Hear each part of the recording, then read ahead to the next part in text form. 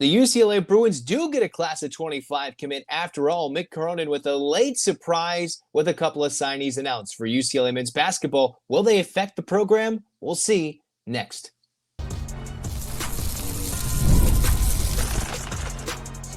You are Locked On UCLA, your daily podcast on the UCLA Bruins. Part of the Locked On Podcast Network, your team every day. Welcome, everybody, to this edition of the Locked On UCLA podcast. I'm your host, Zach Anderson-Yoxsimer. Thanks for making this show your first listen each and every day. It's free wherever you get your podcast, and it's available on YouTube. Like, comment, subscribe, download. Thanks for your support. It's your team every day. Welcome back, everydayers. This episode is brought to you by Game Time. Download the Game Time app, create an account, use the code LOCKEDONCollege for $20 off your first purchase. And you're going to want to buy those tickets for UCLA events. Football's going off. Craziness with their recruiting. UCLA's in Omaha, but what we're talking about right now is UCLA men's basketball. A key couple of signees announced by the UCLA program via press release and the UCLA Athletics. Let's talk about it. One, the official signing of Anthony Peoples Jr. This is something we've known about for a very long time. The one-time North Carolina Central kid from Lewis Clark State College, the Masters University.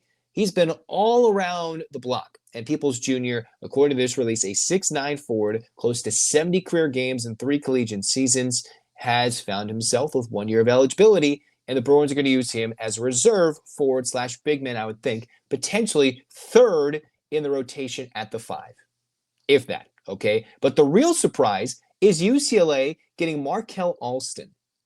Who is he? Why does that name not ring a bell? Because there hasn't been too much about him. It was a late signee for a class in UCLA that had no high school recruits up until mid-June. And think about this. This is what, about the third straight year for Mick Cronin in the summer, where he's got a later signing. You had Trent Perry, McDonald's All-American. Different situation there because Perry decommitted from USC after Musselman came to USC, taking over for Enfield, and found his way to Mick Cronin, and is still there.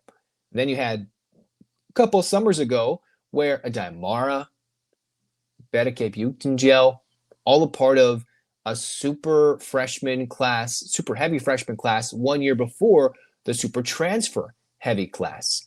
All right. So you bring in Markell Alston. He's from New York, Christ the King. Why does that sound familiar? That's because he was a high school teammate of current UCLA Bruin Brandon Williams. So you're like, okay, you got a high school connection there. You've got Dent coming on the team with a UCLA roster. It's like, okay, this will be a fun team to watch. What UCLA gets in Alston is a 6'1" guard, according to the release, from New York, played at Christ the King High School, played for the New York Gauchos in his AAU career. His senior season in high school, Alston had 13 points per game, All-State honors from the New York State Sports Writers Association, and his team made the semis of the playoffs. And 2 years ago, played with Brandon Williams at Christ the King. So these are all the newcomers currently coming to UCLA. Xavier Booker, who is somebody that is a key cog and a key player for UCLA that will most likely get the starting nod at the 5 to begin the year. His success could really determine how good the Bruins are. That's Xavier Booker. Then you bring in Jamar Brown, one of the more intriguing perimeter prospects for the Bruins, a veteran player who can shoot it and rebound it if he defends well enough and becomes a Dave Singleton-like addition to this roster for UCLA in terms of modern UCLA players under Mick Cronin. That would be huge. He's making a step up from UMKC to the Big Ten. Donovan Dent, all right, about $3 million in NIL. The reports coming to UCLA. He is that guy that is supposed to be Tiger Campbell-esque. It's been discussed by guys like John Rothstein. I've made the comparisons with him to Tiger Campbell on this podcast, saying he can shoot better, he can score better, get to the free throw line better, he can defend better, he can rebound better. And he has all those floor general qualities that Tiger Campbell does. That's Donovan Dent. He's going to play 32 to 35, 36 minutes a game, I would assume, for Mick Cronin. Like, he might not come off the floor.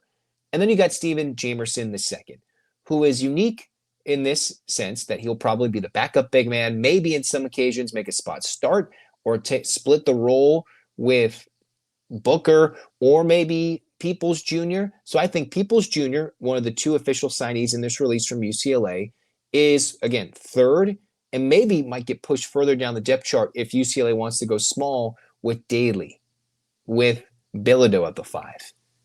So he could be third or fourth in line coming off the bench, or maybe he could surprise. Cronin taps into something that has not been realized before. And what Cronin wants from him, that's all he needs to do as a smaller center. Or maybe he plays as a 4, 6'9" at Cronin's coaching. That's maybe a center sometimes. So we'll find out what that role carved out for Peoples is. Peoples Jr., Alston, again, I wonder what this means. I remember when Peoples Jr. signed, I was like, this could be a reserve guy. Alston, he has that high school connection. And the thing that makes it interesting, you've got Brandon Williams, who's stuck around now for 3 years. This will be his 3rd season. Williams played a lot as a freshman, redshirted as a sophomore, did not leave like a couple of the other guys who redshirted, and then is here for his 3rd year and could probably tell Alston, hey, this is what it's like to play for Cronin. As a guard, you're going to get yelled at. You are going to get told what to do and how Cronin likes it, the effort level, the defensive level. And the other thing is, maybe there's now a pipeline for Cronin and company in New York.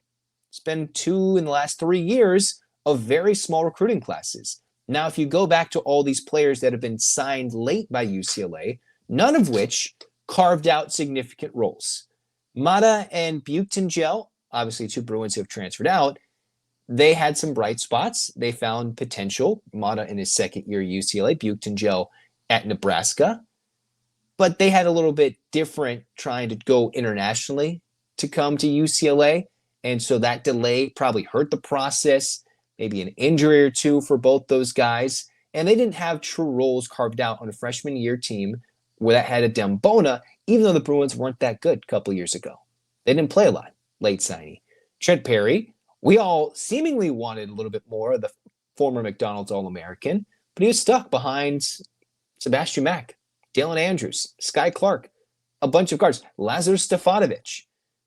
Perry now heading into his sophomore year, another guy that played a limited role as a freshman and expects to have an uptick in playing time heading into his sophomore year. That's somebody who could carve into any potential role that Alston has coming into his true freshman year.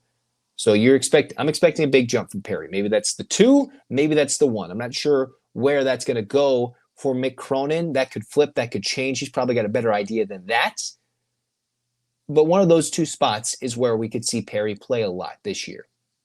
And let's not forget Eric Freeney, redshirt freshman. He's stuck around. He's got some moxie wanting to play for Mick Cronin, played for a tough high school coach in Centennial, now made his way to UCLA. And he, in Alston, still has to contend with Eric Freeney for playing time. So this is one of those situations where Cronin, maybe do the Gonzaga route. You see all these guys come for a year, redshirt, and then play, unless you're a transfer of sorts. Now, in the likes of Markell Alston, it was a little bit quiet. Not a lot of hype, not a lot of hoopla. Probably the way Mick Cronin likes it. Could be one of those underrated signings. I'm not saying he's going to be a superstar. I'm not saying he's going to be a bust. I'm not really sure what this role will be carved out for him. Just won't be something I think that'll be immediately impactful, barring injuries or complete lineup switches, or Cronin wanting to make a statement to his team by switching the lineup. I would expect Alston, from how this roster is constructed, to be more of a redshirt candidate and keep UCLA in lines with, the guys who have played or signed late in out of high school have not got a lot of time the first year. And I hope that doesn't, hurt him. If he's willing to sign in late to mid-June, heading into 2025. Now, yes, UCLA did just finish school. They just had graduation. They don't go back to late September. So it was a little bit of a longer time to get him in to school. The Bruins, though, they've got some players.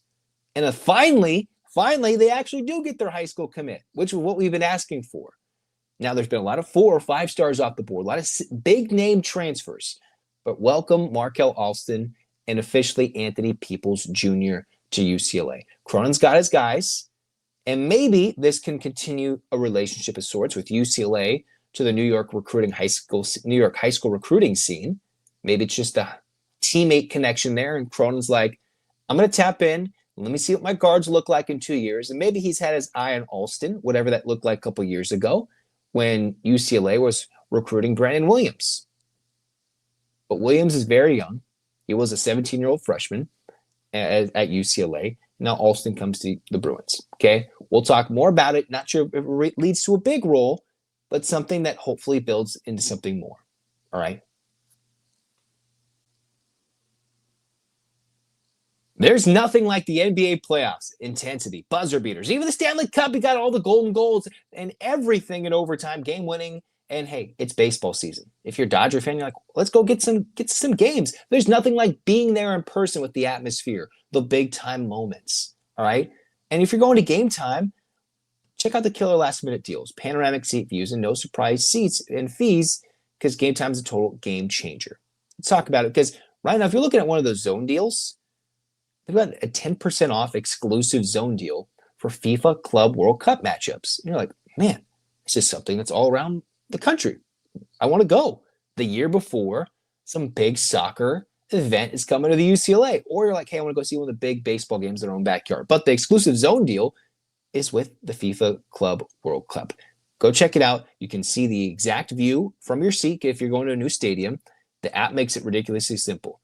One tap, two tap, and you've got your tickets. You're done. And with the game time guarantee, you know you're getting the best deal. And if you find a better price in the same row and section, they'll credit you with 100%, 110% of the difference. Take the guesswork out of buying tickets with Game Time. Download the app, create an account, use the code LOCKEDONCollege for $20 off your first purchase. Terms apply. Again, create an account, use the code LOCKEDONCollege, LOCKEDONCOLLEGE, LOCKEDONCollege for $20 off. Download the Game Time app. Last minute tickets, lowest price guaranteed.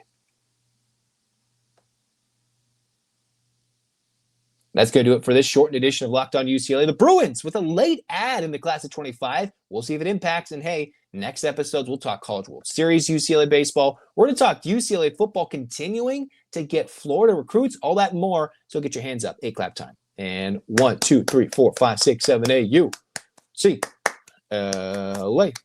UCLA, fight, fight, fight. This has been Locked On UCLA. Zach signing off. Go Bruins.